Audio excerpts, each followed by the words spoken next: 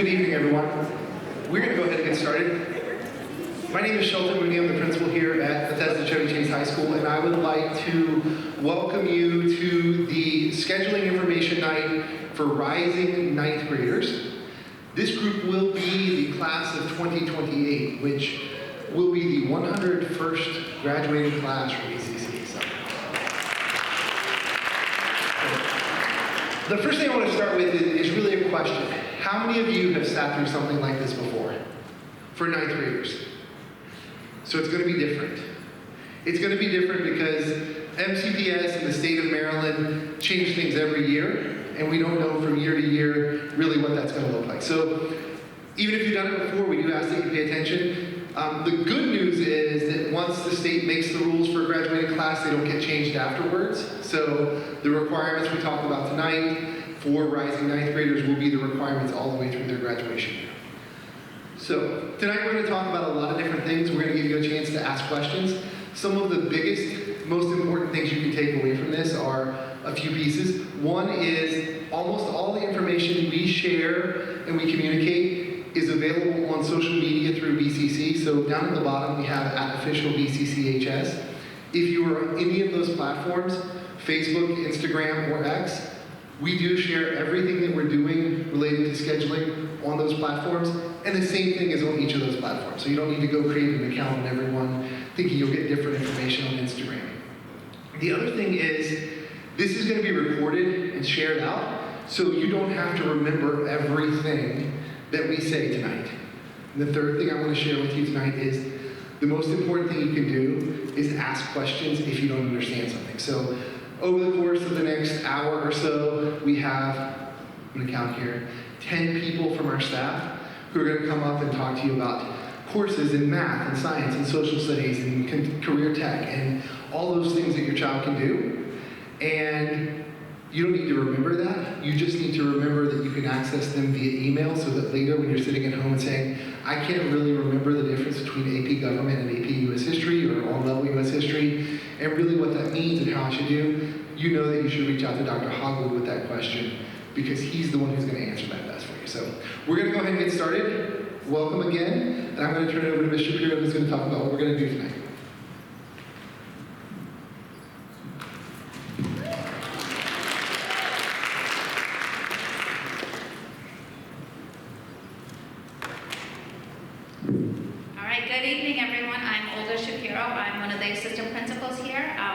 I support the 12th grade class, so hopefully next year I'll be supporting your students as they become ninth graders here. Our agenda for today, we will talk about registration reminders. We'll have a slide on graduation requirements, the updated ones that Dr. Mooney shared, course offerings by content, program completers, and then future planning. And then we will have a Q&A at the very end. So save your questions and we'll give you a chance to ask those at the end of all the presentations. And now I'm going to hand it over to Mr. DeBunter.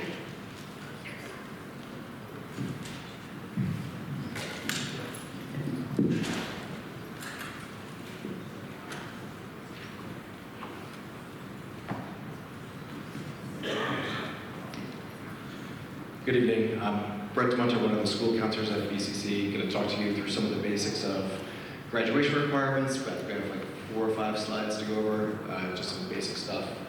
To start off with, course registration, if you have gone on, is now available. The one thing that a lot of parents have asked is, just so you know, we expect the students to go on to Student View and actually register for the courses. Parents cannot do it themselves, so obviously you can sit down with them and register for the classes. Just make sure that they're going through and selecting, based on the directions that we have up there, a full load of 7 classes. Course registration is going to close on the 31st, which is a week from today. I took a look earlier today, and I think I counted that we had 380 students registered for Honors English 9, which puts us at about like 66% of the way there. Maybe some of you are anxiously waiting to come here tonight to go home and enter courses, but we need all of those entered in 1 week from now, because every ninth grader coming in is taking Honors English 9, which means that we're still 1/3 of students shy of choosing their classes. Course registration information, including instructions, is all available on the website. It's nice and front and center now on the BCC main page, so you have access to that pretty easy. Click on that, and there's going to be the presentation links, along with directions to register for classes, and any other thing that you might want to access to help you out with the process. Okay, we counselors went to Silver Creek and Westland January 8th and 11th and presented to the students. So hopefully they came back with some helpful information for you when we were there. January 24th is obviously you're here, so you know all about it. And then again, January 31st is when the registration closes. And early July, basically when all of our request writers determines the classes we're going to offer and how many of. When we have the entire schedule built, it flips over basically the first week of July, and that's when your rising ninth graders will become BCC students and they'll no longer be attached to the middle school. When we go into the classrooms, so students need 22 credits to graduate. I look at it more as a number. When you do the math, I don't know if this is coming across as too simple or not, but basically a full year of English 9A is half of a credit, 9B is another half of a credit, so they earn that 1 credit at the end of the year. So over the course of 4 years, there's plenty of room to spare. That 22 credit is just a number. Most of our seniors, when they start off their senior year, really they just need that final English credit, and they have to be enrolled in math. I'll let Matt explain a little more about that when their turn is up, but you have to be enrolled in math every single year. You have that 4th credit of English that 4th year, but then most of the rest of the classes students are taking is going to be elective-based. The next slide, I think, has all of the specific requirements. I'm not going to go into details here, because I'll let each department talk about their content area. But if I had a student coming in, and usually what I encourage students to do for their 9th and 10th grade years is try to satisfy, some of the non, core credit options of that 1 year of PE, 1 year of fine arts, 1 year of technology. Most students will satisfy health in 10th grade, or maybe online. If there are other classes that they're really interested in taking, sometimes students will, take a music class every single year. Sometimes, now with our Project Leapaway program growing, maybe they have engineering classes, sometimes more than 1 per year. That if you're finding ways to squeeze in those other classes, there is time over 4 years. There's no need to rush, but I usually encourage students to try to satisfy those basic requirements by the end of their 10th grade year, as it opens up maybe if they're looking to do full IB, or they want to take a variety of social studies classes. And in the past, I've had maybe students taking like 3 world languages in their senior year. So if they're trying to do something outside of the norm, we can get creative with schedules, but it's nice to have those done on the earlier side. All right, I can't even tell when I go into the classroom either, exactly what's going to go on with Maryland State assessments. I think even the course bulletin says it's subject to change on a yearly basis. So basically, there's going to be some tests that your student will take at some point if they haven't done it already in 7th or coming up in 8th grade. That's attached to, I think, Algebra 1, English 10, Government, and Biology. So again, that's subject to change, but somebody's going to chase them down to take a test. And this coming year now is connecting more towards, for current freshmen, more towards their 2nd semester grade is one of the big changes that they made. But I'll let, again, them cover that in more detail. And when it comes to student service learning hours, 75 is the mandatory minimum for meeting graduation requirements unless somebody enrolled in MCPS after 6th grade. I encourage students to try to get that done as soon as they can, as they're working their way through. I know that SSL is supposed to be like a selfless activity, you're doing something for your community, but in the long game, it's nice to have those hours built up. The 240 hours for a meritorious service award, it's great when it comes to the college application time, whether it's scholarships or whether it's potential admission. It's nice to be able to list that in your applications. And at graduation, you get an extra tassel, which is kind of nice. So it's, although a selfless activity, it can benefit them in the long run as well. Anything about voting questions until the end? Yeah. So hold your thought. I think now I'm going to turn it over to Marshall White, head of music and art and PE. Good morning, good evening, everyone. I'm Marshall White, and I'm the resource teacher for arts, PE, health, and music. And been here quite a long time. This is my 28th year here at BCC. Contrary to what some of them think that I was the first graduating class, but I wasn't. Anyway, I'm going to talk about a couple different subjects. Starting with fine arts, we have a good selection of art classes that students can take. Remember that they need 1 credit of fine arts to graduate. And of course, many of our students get many more than that. So some of these, as you can see, foundations of art, ceramics, photography, digital art. Dance is a fine arts credit. Theater production, performance, and studio art. Although theater production and studio art are actually falling under the English RT, Mr. O'Halloran. So those are some of the fine arts for visual arts, and you can take those as there we go. For health, students need 1 credit of health. They need to take Health A and Health B. They cannot take Health B without taking Health A. So you can take that at any point during their high school 4 years. Many students will do it in 10th grade, but many others can start taking it in 9th grade. And many of the students who are really interested in electives may have an option or an opportunity to take it during the summer, which we encourage for many of our students that want to take a lot of fine arts classes, or they can take it online as well. So Health A and Health B they will need to graduate. For music, we have several different ensembles and opportunities for students to get a credit in music. Again, it satisfies the fine arts requirement.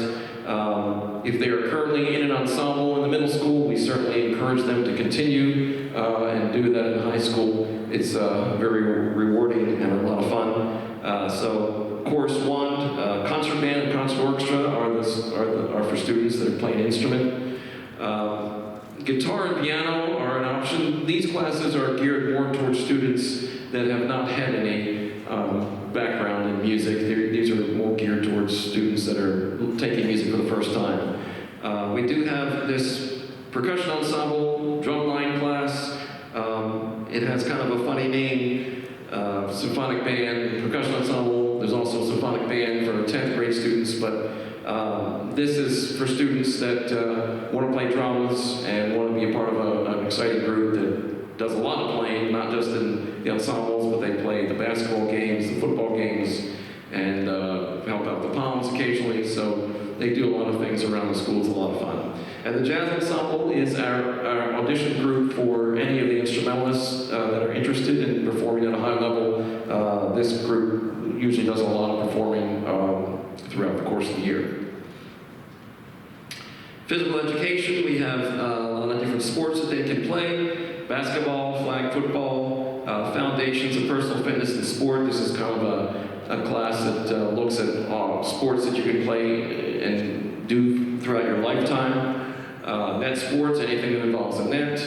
Soccer, team sports, those sports that involve teams. And yoga and stretching, very popular class here at BCC. And then, of course, weight and strength training and conditioning, also pretty popular here at BCC. Just a reminder that these classes are during the school day. I've gotten a couple questions in the last few weeks. Can students take an after-school sport and that be considered their credit? And that is not the case. Anything after school has nothing to do with what goes on in the school. Those are athletic activities after school, and that's handled by our athletic director, and they are completely separate from classes that are during the day. So they must take 1 credit of physical education to graduate. And I'm going to turn it over to Mr. O'Halloran for English.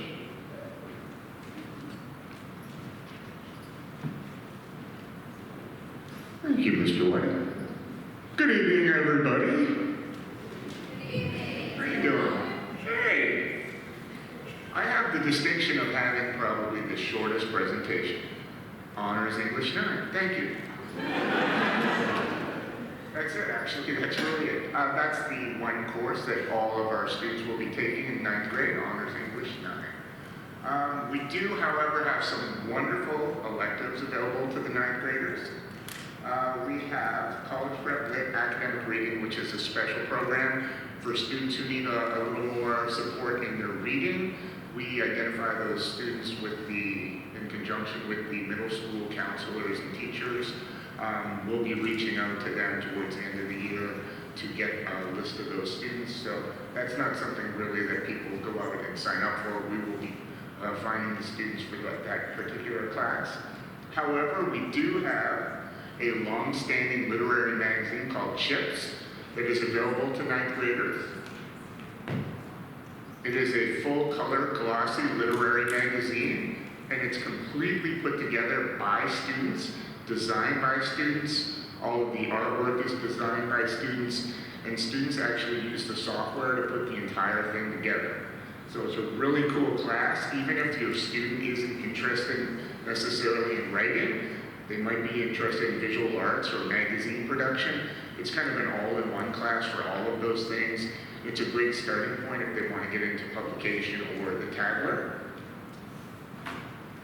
The other big one for 9th graders is our yearbook, where the students can chronicle the year that we're having here at BCC. Again, a hardcover, full color, glossy yearbook of every student in the building and all our fantastic activities.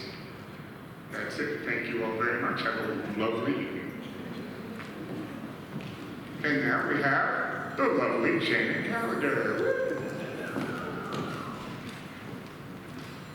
Good evening, parents. My presentation is a little bit more extensive than the English department, but I did not bring any props, so it's just me. So I'm Janet Gallagher. I'm the head of the math department, and although this is the 9th year that I've given this presentation to rising 9th grade parents, this is the first year I've done it myself as a rising 9th grade parent. My daughter is at Westland, so I see some familiar faces, and good to see everyone tonight. So first of all, the MCPS graduation requirement. As you heard earlier, the requirement is 4 credits of math. Algebra and geometry are required, and the other 2 math classes just depend on your student. The other requirement is that students are enrolled in a math class all 4 years. So that means any students who start taking high school math in middle school, algebra, geometry, and we have a few students taking algebra 2, they're going to end up taking 5, 6, or even 7 credits of math before they graduate. Up behind me on the board are the options for your current 8th grade students, and I'm going to go through all of the options there. So if your current 8th grade student is in a pre-algebra course, such as Math 8, which is up on the board, some schools call it IM, some schools just call it math if you're coming from a private school, we're looking to take Algebra 1 in 9th grade. There is no honors Algebra 1 class in MCPS, it's just Algebra 1 for the whole county. Looking forward, those students are going to take geometry in 10th grade, Algebra 2 in 11th grade, and then an elective in 12th grade. If your 8th grader is currently taking algebra this year, they will go on to take geometry or honors geometry next year as a 9th grader. Looking forward, that puts them in Algebra 2 in 10th grade, and then they're going to start to have choice. So they could take pre-calculus and move on to calculus in 12th grade, or then they could take statistics and then a different elective in 12th grade. And then finally, if your 8th grader is currently taking geometry, we're looking at Algebra 2 or honors Algebra 2 for next year. Moving forward, they will take pre-calculus in 10th grade, and then they'll go on to have a choice of either calculus or statistics in 11th grade, and then more calculus or more statistics in 12th grade. We also have an elective called financial math that's open to all 12th graders. What's not on the board is that no matter what class your 9th grader enrolls in next year, everybody will have a chance to take an IB math class in 12th grade. We have 3 different levels for each different student, so no matter where you're kind of entering in here, we have a spot for you. One of the most commonly asked questions is the difference between the on-level and the honors math classes that are on the screen. Here at BCC, on-level and honors math classes are separate classrooms. While the curriculum might be similar, honors math classes include additional topics, so the pacing of the class is faster to cover the additional material. For the topics that are the same, the honors math classes are going to go into more depth and the problem sets will be more rigorous. Finally, the assessments will look different. Assessments in an honors math class might involve novel problems that promote critical thinking and may not always allow for the use of a calculator. In closing, the most important piece of information on the slide is my email address at the bottom. Tonight I've given you a general overview of the math courses for next year. If you have a specific question, I would be happy to answer it and give you a thoughtful response, so please feel free to reach out. Thank you.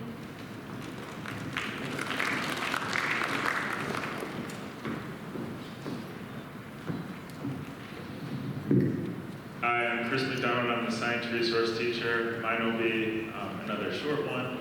So all rising ninth graders will take honors biology next year. No science electives for ninth graders.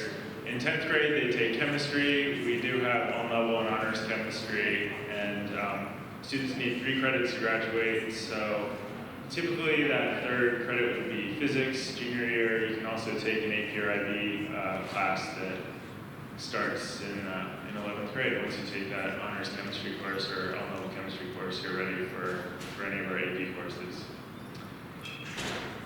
Is that my only slide? All right, and then now we have Dr. Hogwood. Good evening. How's everybody doing? How about the cheap seats back there? Good? I like to start with a quiz. My name is Hunter Hogwood, head of social studies here at BCC. I've been here not quite as long as Marshall, but been in the county for 29 years. Question for you. How many social studies credit do you need to graduate in the state of Maryland? 2. Front row says 2. Who's got it? Yeah. 3's got it. That's good. Good. That's a recovery there. 3 courses. Anybody tell me what they are? Give it a shot. U.S. history, government, and world history. Good. You guys were listening earlier. Well done. So in 9th grade, as you're coming into BCC, you really have just 2 choices. Your incoming 9th grader.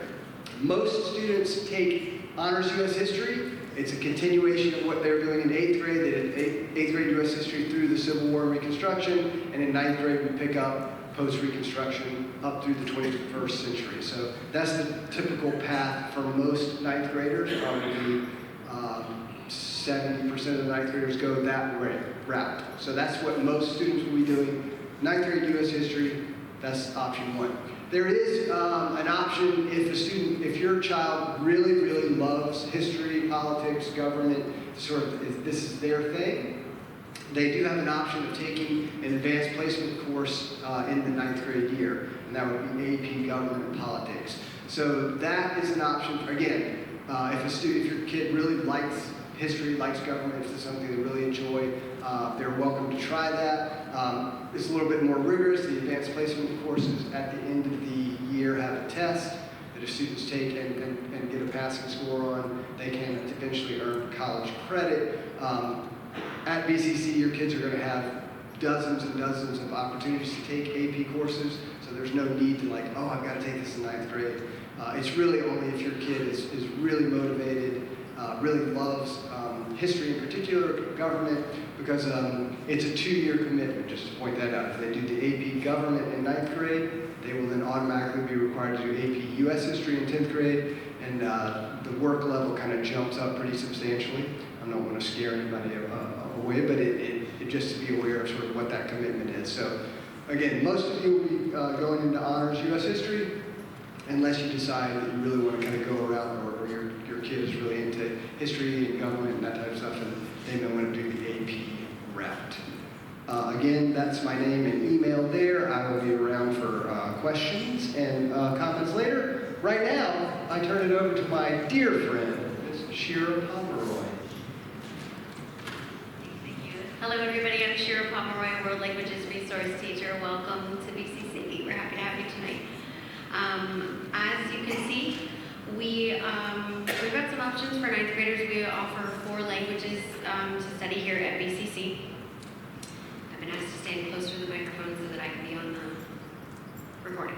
Arabic, Mandarin Chinese, French, and Spanish. We levels 1 and 2 for all 4 languages are on-level courses. Levels 3 and up are honors, eventually leading to AP and IB. We also offer a Spanish for Spanish speakers course. This course is designed for students who grew up speaking Spanish at home, but have not yet had the opportunity to learn Spanish in an academic setting.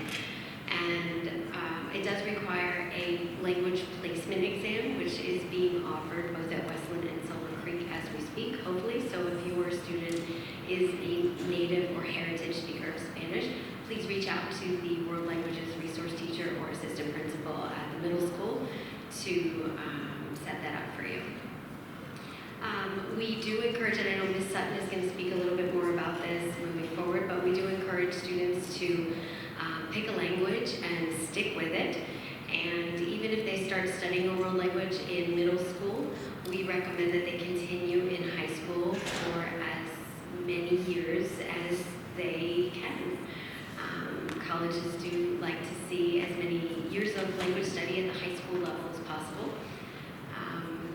And the longer they study a world language, the better chance they have to earn the Maryland Seal of Biliteracy, which is for our world languages superstars, not just students who are learning a world language as a second, third, fourth language, but also for our native speakers of other languages. As y'all get closer to junior and senior year, you'll get information about how native speakers of other languages can test to earn the Maryland Seal of Biliteracy. But those of you who have students who are studying a world language for the first time as a second language, we really do encourage them, in order to get the Seal of Biliteracy, to pick that language and stick with it for as long as they can. Okay. Ms. Blanford. Thank you. Good evening, everyone. My name is Leanna Blanford, and I'm a Career Technology Education Resource Teacher here at BCC. That is a really long title for anything that is work-related or technology-related in our course offerings. For your ninth grader, the biggest priority is getting their technology credit out of the way. We have 3 distinct courses that are approved by the state to fulfill that technology credit. Many of your students may be fulfilling that credit right now as 8th graders. If your student is at Westland and they are taking Foundations of Computer Science, that course counts for their tech credit. That will be done and out of the way, and they can move on to some upper level electives, which we'll talk about in a moment. For our students who are at Silver Creek, if they're in Foundations of Computer Science or Introduction to Engineering Design, both of those courses count as the technology credit, so that is out of the way for them as well. For our students who have not yet taken their tech credit, you can take the 2 courses I mentioned, but we also have AP Computer Science Principles, which is available for our 9th graders. All 3 of these courses do weight in a student's GPA. They're all labeled as what we call advanced level. That's MCPS's term for an honors course that doesn't have an on-level equivalent. So they are all advanced level and will weight in your student's GPA. IED and AP CSP have college credit availability within them. They look a little bit different. Introduction to Engineering Design is through our Project Lead the Way program, and we have a partnership with the Rochester Institute of Technology to credential student work depending on their grade and their score on an end-of-course assessment. For our 8th grade students, they are also eligible through that partnership. AP CSP is a great first AP course for students. The AP exam for this course is fairly unique. A good chunk of the exam is based on what we call the create task. It's actually an app that students create in about a month worth of class time. They have very specific parameters. They do some screen recording, answer reflection questions, and that gets submitted to College Board and is the majority of their exam score. They then do a very short multiple choice exam during the AP testing window. So it's a great first AP course for our 9th graders because it doesn't have the same pressure as a traditional AP exam, which is the heavy free response questions and things like that. AP Computer Science Principles is also a prerequisite course for our additional AP classes. So for our students who are ready to step into that computer science challenge, it's a really great tech credit or even elective option for them. And for our students who want to potentially major in engineering, I joke with my family that it's a lot cheaper for them to find out they don't like engineering as a ninth grader than it is for them to figure it out as a freshman in college. So that's a great elective for them as well. And then, are you doing programs of study, or do you want me to do this one? Great, okay. So the other thing that we cover, and this is where things get a little muddy, I'm gonna emphasize that my email is at the bottom of the slides. So if you have personal questions for your student, you don't know if their course counts as a tech credit, what the next best option is, or they think they wanna really dive into one of our programs of study, you can absolutely email me. So, as I mentioned, we are a Project Lead the Way school. We have a complete engineering pathway with 5 different courses in it. For my students who are at Silver Creek taking Introduction to Engineering Design, if you want to continue in that pathway, you'll start with Principles of Engineering as a 9th grader. So that will be if you took IED in 8th grade. For our computer science pathway, this is our students who have already taken their tech credit and they're madly in love with computer science. You can take AP Computer Science Principles as that AP course. That is another introductory course though, so while it does have the AP credit designation, it is introductory. It's not a specific coding class. It's an overview, just a little bit more rigorous than FFCS is, which is the course many of your 8th graders are in now. If they really want to dive into programming, Computer Programming 1 is a great elective course. It's Python, so it's an object-oriented programming language. For any of you who may be in the field of computer science or data science, Python is very, very popular right now. My husband's very jealous. Kids get to learn Python in high school. He had to learn it at work. So it's a great course for our students. And then the last pathway that we have for students to start as 9th graders is our Child Development Program. We have a laboratory pre-K here on campus where we actually have 4-year-olds come to our school every day and they receive half-day pre-K services that's run by our high school students under the supervision of Ms. Lori Sherman, our child development teacher, who is phenomenal. This is a great pathway for students who might want to go into early childhood education, child care, running their own daycare facility, or even a Montessori school, that sort of thing. So it's a fantastic option for our students who know they want to head that route.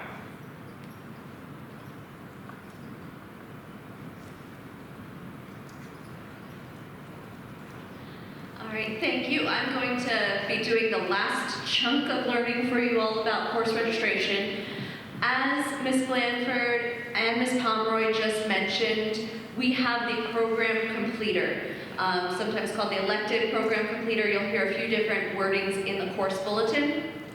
This is something that kind of rounds out your students' entire program while they're in high school. They can meet that program completer requirement through world languages, a career readiness program of study, and also approved career programs at Thomas Edison.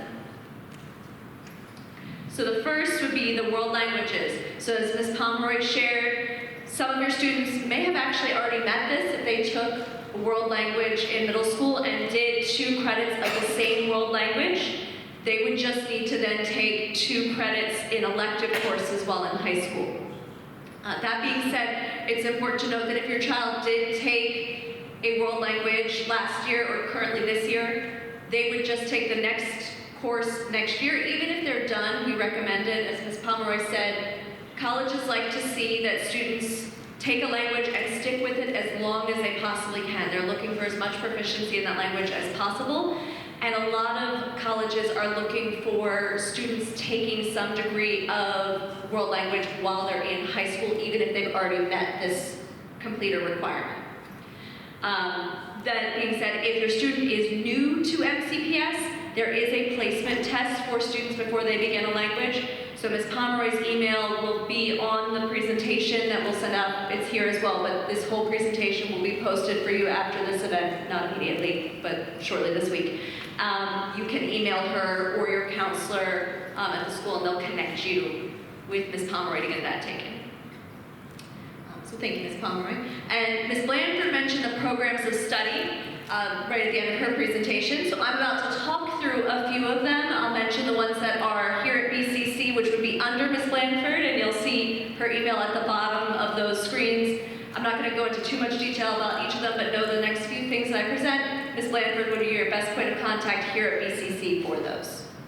So the first one is Apprenticeship Maryland. That's something your students would take later on in their career. You don't actually need to do anything with that while you're registering for 9th grade. It's just something for you to keep in mind if that might be what they would like to do. We have a variety of those already established in the county, and they're working on more and more every day. We have some that are dental-based, some that are based in fire sciences, and there's a wide variety that really are looking to build that as part of the state of Maryland's apprenticeship program. There is a video linked there that will be in the slides for you to watch. College Career Research and Development, that is right here at BCC, the full thing. So the students take a course in their 11th grade year, and then another course in their senior year, and also get a job for credit. So they actually have to have a job while in high school, and they earn high school credit for that. And this program helps prepare them to be really solid employees, people that people want to hire. Then we have the Child Development Program under Ms. Sherman that Ms. Blanford mentioned.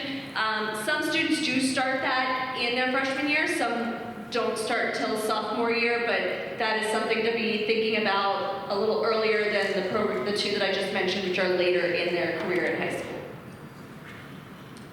Then the computer science pathway that Ms. Blanford mentioned, important to note that AP Computer Science Java is what they take as part of that completer. So if your child is interested in this as their completer and you're thinking, oh, we're going to take AP Computer Science Principles next year, I'd just like to mention that those are two different AP courses. So know that the AP Computer Science A/Java is the one for this completer. Project Lead the Way Engineering, that is what Ms. Blanford mentioned as some of your students may have started with Intro to Engineering and Design in middle school right now. So some students are already on their way with this pathway, and it does bear college credit potentially depending on how the student does with the end of course assessment. The next one, which won't be Ms. Blanford, so thank you Ms. Blanford, is the Thomas Edison School of Technology. If you look at your course bulletins, which again are all linked on the course registration site, there are more programs at Thomas Edison than I can possibly list right now. We will have a student field trip during 9th grade. So if your student is interested and they watch that video and they're like, that seems pretty cool, know that there will be an opportunity for a field trip in 9th grade, and if they're interested in that, they should talk to their counselor and let them know, I remember learning about Edison last year when I was signing up for classes. I want to be able to check it out and learn a little bit more, and we can make sure to have them on the list to check that out. Early College Program. This is not a completer, so we are now moving away from the program completer concept. This is a program that is available for students that they do in their 11th and 12th grade year. I'm mentioning it to all of you now because students actually register in fall of their sophomore year. So your students will be in 9th grade, they'll register for their 10th grade classes, and then that fall, they register for this early college program if they would like to do this. Students who do this program, depending on when your child's graduation ends up being, we definitely do not know that yet, and we won't till probably January, February of their senior year. But many of these students actually end up graduating with their associate's degree before they even have their high school graduation based on when the date falls. They graduate high school with an associate's degree and a Maryland high school diploma. It's a pretty cool program, and the students who do participate in that really enjoy it. Last bullet is really key. The program is free to MCPS students. So that's a really, really cool thing. They can get tuition, fees, and textbook costs covered and get their associate's degree. I'm just gonna let all of you who have already, maybe you have older children in college now and you've already had to pay some of those bills, just think about that for a minute. Then we have a few more pieces there. They must be enrolled in 10th grade during the school year when they register. So again, you can't sign up for it yet. It will be in their sophomore year. They have to have passed their math and English state assessments, and you need to be encouraging your child, your student, to be working on staying engaged and attentive in all their classes so that they meet the requirements for the GPA. it is highly recommended that they have met their SSL requirement or be very near completion at the time of applying. So by the sophomore year fall, they should already be pretty much done with SSL to apply for this. And it is limited, so just know that there is a lottery. If more people apply, then the seats are available. We also have a few things here at BCC for students. We have the IB diploma program. We are an IB world school, so all of our students in 9th and 10th grade are in our middle years program. There's nothing special that you need to know for course registration. Just by being here at BCC in 9th and 10th grade, they are in the middle years program. And then that is infused through all of the classes that they will take, and they will have the ability to complete the personal project in their sophomore year. Again, no scheduling changes that you need to worry about at all. Just register based on what all of these fine folks shared with you earlier, and they will get to do that. For the IB diploma program, what you need to know as parents of rising 9th graders is that they should try to complete their MCPS requirements, such as the tech credit, the health credit, the fine arts, PE that were mentioned earlier tonight, by the end of 10th grade year, because the program is pretty spelled out for what they take in 11th and 12th grade year, and it's a pretty packed schedule. So you want to make sure that those requirements listed there are built into their 9th and 10th grade year schedules. They should also continue or start taking a world language. That's important for the IB program. So if they are already in a world language class right now, they should continue with the next course in sequence. If they are not yet, they should plan to start a world language as a 9th grader. That's it for the presentation itself.